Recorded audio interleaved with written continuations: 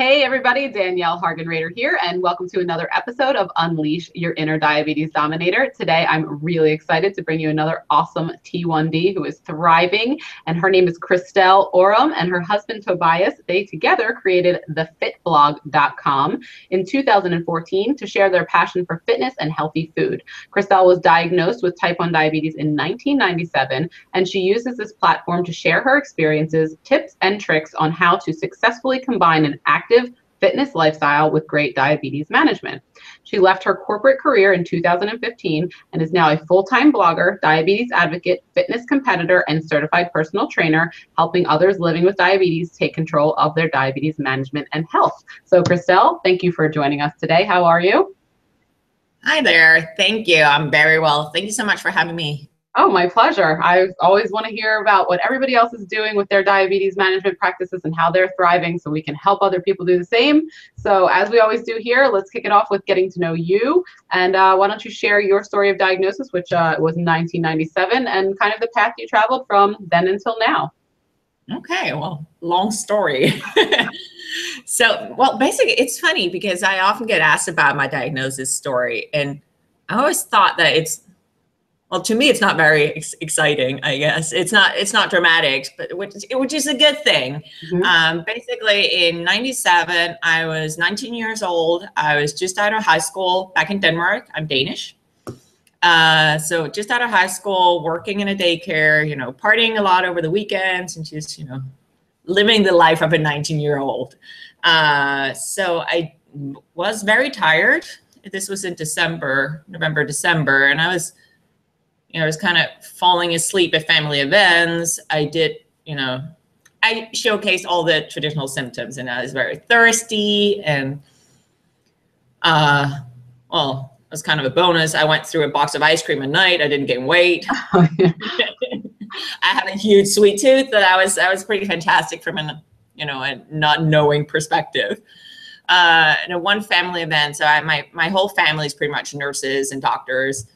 So one family event, then one of my aunties was like, okay, this is not normal. You're napping, too much. I think you should go get it checked out. So I went to my doctor on a Friday afternoon, and he gave me the whole spiel about you should be eating right, you should be exercising, and, live healthy. And sitting there with my jug of water, looking at it, I hear you, and then he just tested my blood sugar just to be safe before I left.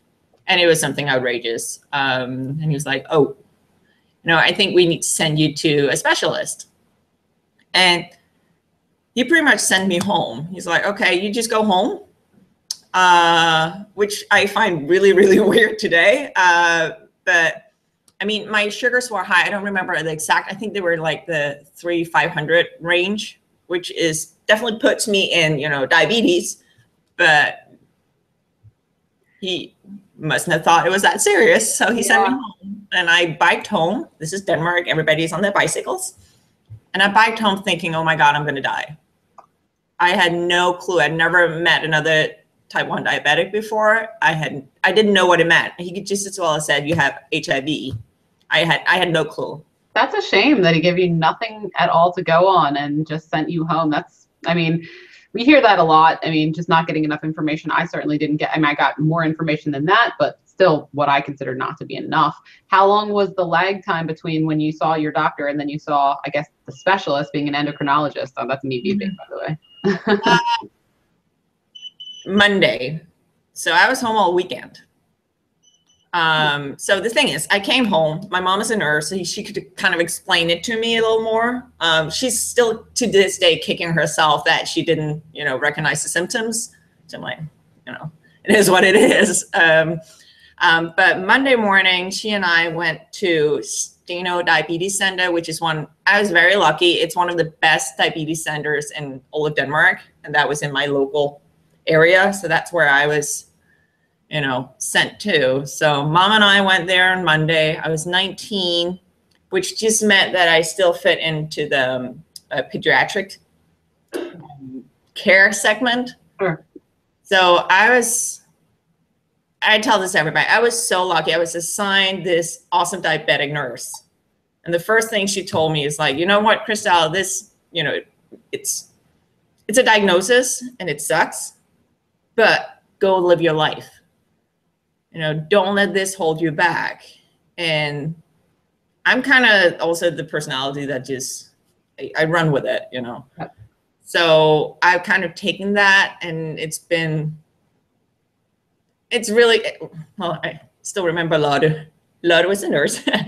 And it's just been with me all along. You know what? I'm not going to let this slow me down. This is not what defines me. This is not what my life is about. Right. It's terrible. That's part of my life, and I deal with it, but it's not. So I still, that year after my diagnosis, I still packed up my backpack. I went backpacking around India for 3 months. Nice. I still went to school when I came back, and I got my degrees. I got my MBA and all that stuff. It's just, diabetes is always there in the background, but it's not, for me, it's actually not, it's not first, but right. It's there all the time, you know? Yeah. And I've had lots of people that I've talked to, and I've actually, the more people I talk to, the more interesting and kind of concrete this kind of theory becomes. But the theory of what you're told when you're diagnosed being a major factor in the development of your life thereafter, and your feelings about living with diabetes are, I mean, I think that healthcare practitioners need to understand that the words that they choose to use when they diagnose people or when they're explaining to people about what diabetes is can be a make or break factor in whether they live a happy, healthy life or whether they live a depressed and, you know, a life that feels like they can't do what they want to do. And I can talk from kind of the one side of that, because I was given, you know, bad information. I was given information about complications and, you know, this is going to be, you're just going to constantly be doing this, and nothing is going to be great, and you're going to die younger. And it was really terrible, horrible information. And for about 10 years of my life after that, I lived my life that way. I was depressed, and I had a binge eating addiction, and I was just like, well, I'm going to die young anyway, so I might as well just do whatever I want. Doesn't really matter, because that's what the doctor said. And, you know, when you're 9, I was 9. So it's like, of course, you're believing authority. But even at 19, it's like doctors are in a position of authority, whether or not they accept that. And what they say does determine a lot of the times what people feel and how they act. So, I mean, that's just another, I'm really glad that you had a nurse and a team over there that were able to give you that information. Like, hey, you can just do whatever you want. It's just diabetes is going to be there. You have to take care of it. But if you do that, then you can do whatever you want. And I just think that that's what everybody should get told the minute they're diagnosed. The funny thing is, I think that's pretty much the only takeaway I have from there, because I don't remember them talking about carbs as such, which I'm sure they have. They must have. You know, what I remember from those first, it was 2-day outpatient, and then I was sent home and given as an outpatient. I remember having to call in to the nurse every 2 hours, also during the night, getting up, testing my blood sugars, calling her, telling, okay, now it's 140, and she would tell me what to do. Right. So that was for the first 2 days. I remember them, you know, inducing my first hypo. So without telling me, because they wanted to see if I could detect it, which is actually funny. It was interesting, because it was a great learning, because first of all, I'm extremely polite. I'm like overly polite. I have a hard time being in a conversation back then. Now I know if my sugars go low during conversation, I'll have to stop the conversation and go do, right? But they asked me to take a little bit too much insulin, which I didn't really know at that time, because I hadn't pieced it together yet. So Laude, my nurse, and another nurse, they sat me down in a corner and like, okay, we're just gonna have a chat. And we're just sitting there chatting about this and that, and they're just waiting for my blood sugars to drop. I remember sitting there feeling it, and given I'm uber polite, I'm not really saying anything until I'm like starting to shake. I'm like, okay, guys, I need to juice. And they're like, yay, you passed. So I mean, it wasn't, of course they would have stopped me if I just like. Sure, that's interesting. Well, at least they did it in a controlled setting where they could monitor you. That's an interesting approach. I remember that one, and then I remember my first injection, obviously. And it's always when you meet people going like, oh, I could never, you know, oh, yeah, give myself an injection. I'm like, yeah, you could. yeah, you could if you were going to die. If you didn't, then yes, you could. But I remember standing there with a needle. And to me, again, it was never, you know, I can't do that. It was just, okay, I guess I'm going to do this. Mm-hmm. And for me, it's like, yeah, you do, you run with it. Yeah, that's a great attitude to have. So tell me a little bit. So in your bio, I read that you left your corporate job to be a full-time blogger. So obviously you started the Fit blog. What was the kind of transition between, you know, 19-year-old Christelle to corporate Christelle to Fit blogger Christelle? Like how did that all come together? It's funny. It's one of those stories that I can sort of see the red or the whole path afterwards, but it's, to everybody else, it sounds kind of chaotic. I've been through, I think, 5 different universities getting my degrees, pretty much because I just followed my interests. So I ended up, you know, after the whole traveling through India, where there was extremely fantastic experiences, and there was some not so good, like all my insulin got spoiled, and wow, you know, had to get new insulin to India, which was kind of complicated. And, you know, I got hit by a motorcycle, which is a whole nother story, but, you know, a lot of drama there. And I ended up, after 3 months, I was like, okay, the universe is trying to tell me something. It's telling me go home and, you know, build your life. So I went home, I got my degrees. And I've always been one of those, it sounds terrible, but I always played with the boys, in the sense that I always wanted to, you know, prove myself, prove that I could do all these weird things. So I ended up getting a degree in finance and strategy.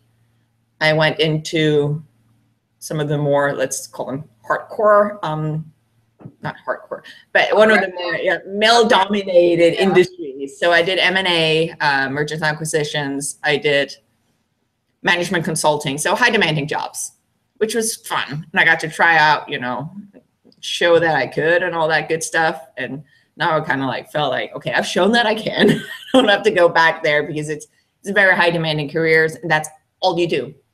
And you really have to love it. And I didn't love it. Right.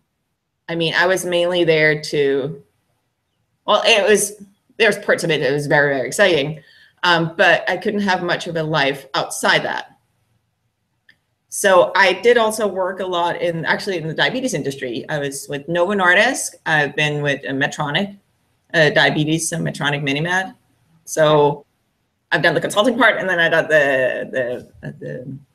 the corporate side, which was diabetes. So a little interject in here. Are you still using a MiniMed, or what do you use? I have MDI. I've been MDI all the way, even at Medtronic. I have used their CGM though. Okay. Cool. For me, MDI just works. I know a lot of people that like that. I know tons of people that prefer MDI. I mean, I have had diabetes for 25 years now. I'd say 22 out of those 25 years were MDI, but ever since I went on the Omnipod, I've kind of never looked back. I do love it. I gotta be honest, but I know that I can thrive on MDI, and I know I can thrive on a pump. So it's okay. It's nice to have options. The more options we have, the better. So. And I think the pump is such a brilliant tool for so many people, and CGM as well. I mean, I use CGM as a diagnostic tool primarily. So that meaning that at this point in time, I don't wear it every day. I did for a year and a half where I wore it religiously every day. I never took a break. Now I use it if I make major changes to my lifestyle, or if my sugars for some reason just are acting weird. I use that as diagnostics just to figure out, okay, what's going on. Right. So were you always into fitness? So obviously you were backpacking, so you were athletic type of person. But now you're a fitness competitor. So when did that, so obviously did that start while you were still in the corporate world, or when did that come into play? One of those things, you know, so where I was going with the whole, you know, changing into corporate is that, you know, when I worked as a consultant, there wasn't time for anything else. I would get to the treadmill like once in a blue moon. So going back to corporate, which was Medtronic at that point, all of a sudden gave me enough free time to pursue my, you know, my hobby, which is fitness. So my husband and I moved to the US in 2009 and to Los Angeles, or Santa Monica, part of Los Angeles, in 2010. And I got immersed into the whole fitness scene here. I started working out in Gold's Gym, Venice, which is sort of the bodybuilder mecca. You know, that's where Arnold, and he still comes there once in a while. You see some of the really, really big fitness personalities there. And I sort of got immersed into that culture and that community. And now I had the time, I just got more and more involved, so to say. So where it was maybe 3 times a week, I would hit the gym. It became 5, and it's my me time. I love it there. I unplug, you know, put on my music, and I just do my thing. Some people do yoga. Some people go for a walk. You know, this is my me time. Yeah. So. And we all need that. It's so important. I mean, I do all of those things. I do yoga and I take walks and I lift weights. But I just, you know, we all have to do, I think that is so important. It's part of, people see exercise as like a luxury, but it's a necessity. I mean, I think that the priority has to get switched. It's like, well, am I going to watch this TV show or am I going to, you know, do some exercise? It's like, it should always be exercise, only because it's not like you're just doing it for fun, although I hope it is fun, but it's a necessity for the functionality of the human body. And when it comes to diabetes management practices, I mean, just the effects are they're just, I don't even have enough time to list them on. And I'm sure people have heard it a million times, but I mean, it just makes everything better. Muscle is medicine. I'm not saying you have to be like Arnold or anything like that, but the more muscle you have and the less fat you have on your muscles, the stronger your immune system is. And, you know, the better you are fighting off all kinds of illnesses. And just feeling strong is also a wonderful thing to feel, especially as a woman. It's like, I feel strong and capable and able to do whatever it is. It's nice that I have a wonderful, strong husband. I'm grateful beyond measure for that, but I don't need him to pick up the 50-pound bag of cat litter. I can get that myself. You know what I mean? It's just a nice thing to feel. So I think everybody deserves to know what their body is actually capable of doing. Oh, for sure. I love being in the weight section of the gym. And sometimes when I'm there, I'm like, I'm the only girl. Yeah. You know, that doesn't happen that often at Goals. So, because there's a lot of actually really, really, you know, premium bodybuilding women as well. But but although I do always, so when I work with clients being diabetics or not, what I always tell them is you need to figure out what gives you energy. It needs to be an activity that gives you energy. If it takes too much energy from you, like mentally, it's not the right thing for you. So if weight just doesn't do it try it out. But if it just doesn't do it for you, there's so much more out there that you can do. I mean, it's not a all or nothing kind of thing. Yeah, absolutely. So I'm personally interested, and I would imagine a lot of people out there are interested. So how do you, when you're in a competition, talk a little bit about that and how diabetes factors into preparing for a competition, and when you're actually up there on stage, like, yes, what happens? How does that work? Well, let me just start by explaining which kind of competitions it is. So what I'm competing in now is the bikini division of a federation called NPC. So basically what that means is I get on stage in a bikini and plastic heels, and I show off my physique. So I show off basically all the hard work I put in at the gym. So this is not something that I dreamt of all my life. I actually didn't really know anything about all this until I moved to California, started working out here, and people started going like, hey, you put in the work, you know, how about competing? And I'm very competitive, so why not? And it gives me some fitness goals. And it's funny because I was talking to my endo the other day, and she's truly impressed, which is kind of awesome. And she says, you know, she can see how I can combine this competing with really, really good diabetes management. I've never been in as good control as I am right now. So basically getting ready for a show, first of all, I've been lifting for years. So I built the muscle mass. And I think that's one thing everybody should know. It takes more than 3 months, a 3 months program to build a whole package to get on stage. That doesn't mean you can't get healthier in 3 months, but you know, generally I start out 3 months out from a show, I will start dialing a little more in the sense that I start focusing more on my macros, so that would be my proteins, my fats, and my carbohydrates, that those are in the right combination for, you know, where I ultimately want to be 3 months down the line. Yep. The cool thing is that when I do that, I get even more focused on what I eat. Obviously. Yeah, your blood sugars are better. Exactly, exactly. So that means I dial in. I know exactly how many carbs I need for which meals. I usually stay with about the same, it's called a meal plan, for a relatively long time. So that also means I get enough repetition to know my patterns. Yep. So basically after a few days, I'm not really counting. I'm not, actually doing the carb calculations, because I know how many carbs I'm eating. I know how it's going to impact my blood sugar. So I just dose based on that knowledge. Yeah. And that's it's one of those things that I find that if you do the upfront work in regards to figuring out, okay, how does your body respond to different kinds of exercise, different kind of foods, different kind of stress levels, it just makes life so much easier.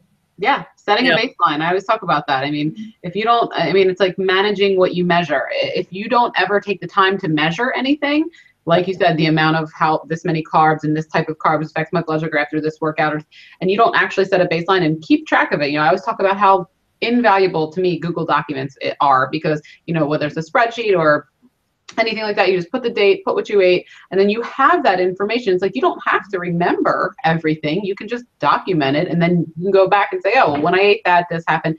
And again, with diabetes, it's not always predictable every time everything's going to go the same way. However, a lot of times, if you are going to do the same routine, a lot of times you are going to get the same results. And the more you get stuck in that routine, and I don't say stuck in a bad way. I love being in a routine. I love knowing what I'm going to eat before. You'll never see me and standing in front of the refrigerator like, what am I going to eat today? Like, I already know what I'm going to eat every day for every meal, because it's a high priority that I would say, waste my valuable time trying to figure out what's good for me to eat. I want to have that ready, or that knowledge ready to go, just so I can have my meal and move along. And like you said, I can dose, and I can pretty much usually know that that's going to be the outcome. And I think that's just invaluable to my ability to live a happy life, really, overall. So I'm with you. I mean, and that's one of the things. It's when I then started out in this whole journey, I started researching, going like, okay, I need to go online, find all the scientific papers on how do I do this in the right way? How do I, optimize my training as a type 1 diabetic? And I was like, there's pretty much nothing out there, at least that I thought was useful. I agree. And I think it's because we're a relatively small population pool after all. So there's just no research had really been done. So that's kind of also why I start documenting these things. And that's why I put it on the blog, on the Fit blog. I have this little section called Fit with Diabetes, and there I share my experience. So if you go there, you'll never find me in any of the articles saying you should be doing A, B, and C in order to have good control, because I can't tell you that. And I'm full disclosure, I'm a certified personal trainer, but I'm not a dietitian. I'm not a doctor. I'm not a nurse. So I can tell you what works for me. And I'm pretty sure that some of the structures I found are applicable to others. I agree. I totally agree. I do the same thing. Yeah. So do you ever experience anything like you're on stage and you have a low, or you're getting ready to go on stage and you have a low, or like, how do you kind of mitigate that whole situation? So I actually haven't experienced that. I don't mind running a little high on competition day. Also, well, first of all, I don't want to have a low. Mm-hmm. That's just it. There are nerves. There's adrenaline before you go on stage, obviously, so that will jack up your sugars a little bit as well. Yeah. And basically, from a muscle perspective, you don't want to be too low, because that's going to drain out all the nice, fullness of the muscles.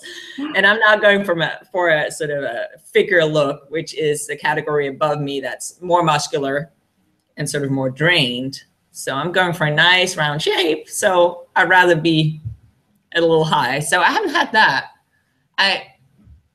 And I eat throughout the day still. So it's on competition day, it's rice cakes and peanut butter or nut butter, because it's high calorie and you want as little in your tummy as possible, because again, you're going to be on stage in a bikini. So no like huge meals. Yeah. So I haven't had that. Not really. I mean, I do, as with anybody else, I do have my lows once in a while. But that's, again, mainly when I change stuff. Yep. So in the early part of my competition prep, I will usually do more sort of steady state cardio. Sort of afternoon, you do like 30 minutes on a stair climber or elliptical I can see you have in the back or whatever. And then we get closer to competition dates. And now I'm 6 weeks out from my next show. We add in more, we would be my coach and I, because I do have a coach that helps me. We add in more HIIT training, so high intensity training, and that just impacts my blood sugars differently. I also include fasted cardio because that just works really well for me. Yeah, it's interesting because I've had different experiences with fasted cardio. I usually, my blood sugars are great just because that's a super high priority. It's actually my top priority. And I'll wake up, somewhere between 80 and 110. And then I get on that elliptical with no, food or anything. And my blood sugar shoots up through the roof. I mean, so it's an interesting, and so yeah, that's the whole thing. You got to figure out what works for you. But at least I know that if I am going to get on and do fasted cardio, I'm going to have to put on a temporary basal rate on my pump of about 95% increased temporary basal first thing in the morning. If I eat first, that's not the case. So it's just interesting. And that's why I love hearing about other people's experiences, because it's fascinating. Well, I do usually take, so given I'm MDI, I usually take my basal before I hit the elliptical. But I mean, that doesn't start working anyway, so that doesn't really tell us anything. But I can see increases sometimes. Once in a blue moon, I'll see an increase, a little bit of dawn phenomena going on. But yeah, generally it just works really well for me. Nice. So tell me a little bit about the Fit blog. I mean, so obviously you and your husband work together, which I'm a huge fan of because I work with my husband as well. And I think that's great when you can be in a relationship and a partnership and you can work together, because it's just harmony and it's wonderful. So so 2014, fairly on the newer side. Tell me how did you guys come to decide, hey, we're going to do this blog? Yeah. Well, Tobias and I, first of all, Tobias and I have been together for 16 years. So it's a long partnership that goes way beyond the Fit blog. We met back in high school and started to date a few years later. Yeah. So we grew up together, and we pretty much always talked about it would be so cool if we could, build something together that's outside of sort of just the love we have and our family life and all that. So we've been talking about it, and we both really into fitness. And then at one point, I think I had a small blog before where I sort of wrote about my diabetes and fitness, and that it was one of those blogs where you just write and nobody reads it. So this is one just me writing for myself. And he's very much a business guy as well, like me. He also, got his MBA and did the whole management consulting thing. So we're kind of twinsies in that sense. And he put on his business hat. He's like, how about we take this, convert it into, a business? So taking part of what I had written already that was just writing for myself and my mom, and actually put it into business context. So I guess he kind of got laid off, or he was offered a position within his company that he wasn't interested in. So it was kind of just a good time. So he started to build that while I was still with Medtronic. So he started to build the Fit blog in 2014 and started to put in all the structure for it. So what you'll see there is not just my little soapbox of fitness and diabetes. You'll also see recipes. You'll see general fitness. And we also have a shop, sort of different things, and start to build that out. So What we have is I do a lot of the content. So I do a lot of the writing. I originally did a lot of the recipes as well because I love food. I love to cook and all that stuff. And he's pulled it all together into a business for us. And it just grew and grew and grew and grew. And it started to grow really fast, which is fun. It's always nice when what you put out there is getting, you know, a positive response. So last year, yeah, I guess it's only been a year, we kind of looked at each other going like, okay, we can take this somewhere. You know, we can continue to build this, but we need more manpower. And it's kind of my baby as well. So we decided that manpower would be me. So that's why I left the corporate, went into to do the Fit Blog full time. So what we're doing right now is, from a diabetes perspective, is that I'm trying to just connect with as many people like you as possible and try to learn and try to just get involved, because, you know, your message is really strong. I mean, other people's messages are really, really strong. And if we all just get together like we are right now, we can get out to even more people who I know want all this information, who's looking for it, who's trying to start out and either feeling discouraged, they don't know where to start, or like, you know, searching the internet for like, how do I do this, and not finding the information they want. No, I totally understand. That's why I just started doing these interviews, was because I wanted to connect with more people who were, you know, thriving and doing their own thing. And for me, thriving with diabetes doesn't just mean that you're healthy. It means that you're doing something that you love. It means that you're living your life in a way that's full of passion and joy, and you actually enjoy your work. Because I, you know, through my life before I was this, you know, the diabetes dominator, you know, I was a waitress and a bartender for years, and I was a real estate agent, and I was an office manager, and I just always worked with people. I always knew I wanted to be around people and help people. But it just wasn't satisfying. I wasn't waking up with like, oh yeah, like I want to go to work. Like I don't ever feel like I go to work. Like it's just not a thing that I do, because I find so much joy in what I do, helping others. But like you said, connecting with other people and sharing their messages, like you said, I mean, you know, not to be cliche, but the whole team, you know, acronym, together, everyone achieves more. It's totally true. You know, if I get out here and share your story, somebody's going to connect with you that may not have ever heard of you before, because they just didn't know where to find you. And I want to share everyone's message. It's like, great. If you find me inspiring, awesome. If you don't, guess what? I'm going to find you someone that you do find inspiring, so that you can get done whatever it is that you need done. Like, because that's really my mission, is to help the people out there who are struggling to find some type of inspiration. I'm going to help you find that inspiration through somebody else's, you know, voice or story, or getting empowered to share your own story. I think it's just so important to do that. So I'm really glad that you're on that same boat with me. So cool. I mean, some of the people who write me, either because they are interested in online training, so I do that with people around the world of online training. So people who reach out to me, it's not because they want to, well, there's one, but aside from that, it's not because they want to be competitors. It's just people going like, you know what, I need a little bit of help giving me structure to get to a healthier place, both in regards to my overall health, but also my diabetes management. And it's funny because I've always been very good at structure. And I think that's also why I'm fairly successful in doing both fitness and, you know, managing my diabetes. And it's one of those things that you can apply. You can't really, well, you can put on a resume, but it's, you know, putting structure on there, but it's really propelling me forward. And I love structure. I think it's fun. Well, yeah, and that's the thing. Like, so I'm more. I like structure now. I mean, but I didn't always. So and that's proof. Like, not just me, but you can change. Trust me. I didn't used to have structure in my life, and now I rely on routine, because it just, again, it's empowering. It's empowering to know what I'm going to do before I'm going to do it.